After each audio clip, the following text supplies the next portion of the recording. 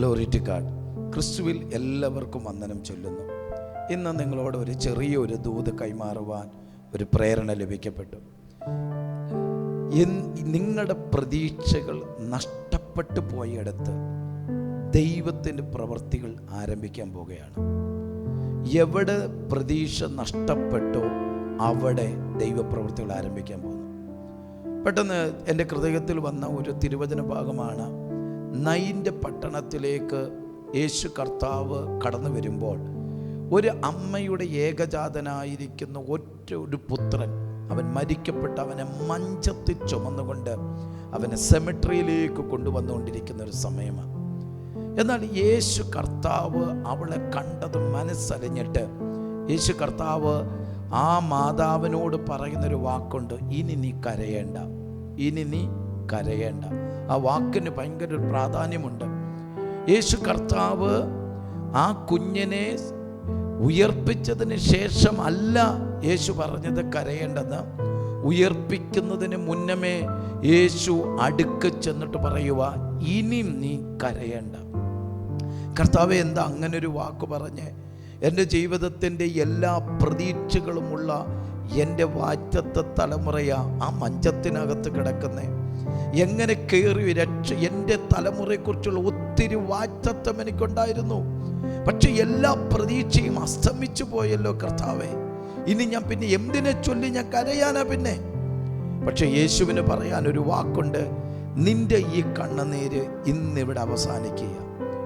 ഇനി നിന്റെ ലൈഫിനകത്ത് മറക്കാനാവാത്ത ഒരു സന്തോഷത്തെ മടക്കി തരാൻ പോവുക. പ്രതീക്ഷയോടുകൂടി നോക്കി നിൽക്കുമ്പോൾ യേശു കർത്താവ് ആ മഞ്ചത്തിൽ തൊട്ട് ആ കുഞ്ഞിനെ എഴുന്നേൽപ്പിച്ചു. അവൻ പുറത്ത്, ജീവനോടെ അവൻ പുറത്തു വന്നു. ഇന്ന് പകൽക്കാലം ഞാൻ പറയാം, ചുമന്നുകൊണ്ട് പോകുന്നവരുടെ ചിന്ത അടുത്ത മിനിറ്റുകൾക്കകത്ത് അവനെ കുഴിമാടത്തിനകത്ത് വെക്കാം. കൂടെ വന്നവരുടെ ചിന്ത ആമേ അടുത്ത മിനിറ്റുകൾക്കകത്ത് ഇവൻ ഈ ഭൂമിയിൽ മണ്ണിനടിയിൽ അകപ്പെട്ട് തീർന്നെന്ന്.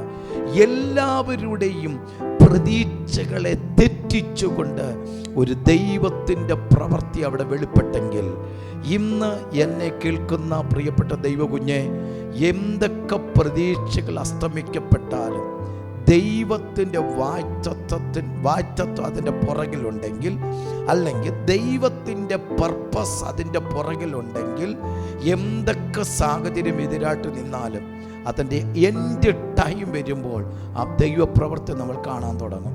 അതിനകത്ത് ആമേൻ പറഞ്ഞ് വിശ്വസിക്കുക.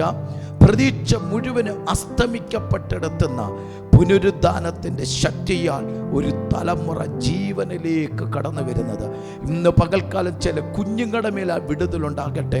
ചില തലമുറകൾ പ്രതീക്ഷകൾ തെറ്റി നിൽക്കുന്നുണ്ടെങ്കിൽ ഈ ദൈവശബ്ദം ചില തലമുറകളുടെ മേൽ ആക്റ്റീവായി അവരെ പുനരുദ്ധാനത്തിൻ്റെ ശക്തിയാൽ ആത്മാവിൽ അവർ ജീവനിലേക്ക് കയറി വരട്ടെ, കൃപയിലേക്ക് അവർ കയറി വരട്ടെ.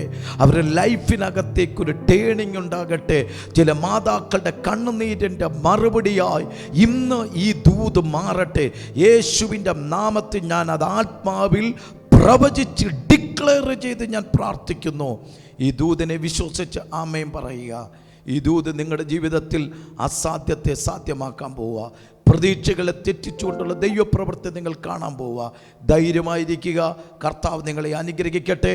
നിങ്ങൾ ആമേൻ കമൻറ്റ് ചെയ്യുക. ആമേൻ നിങ്ങളുടെ പ്രാർത്ഥനാ വിഷയങ്ങളുണ്ടെങ്കിൽ കമൻറ്റ് ചെയ്യുക. കർത്താവ് നിങ്ങളെ അനുഗ്രഹിക്കട്ടെ. God bless you. Amen, amen, amen.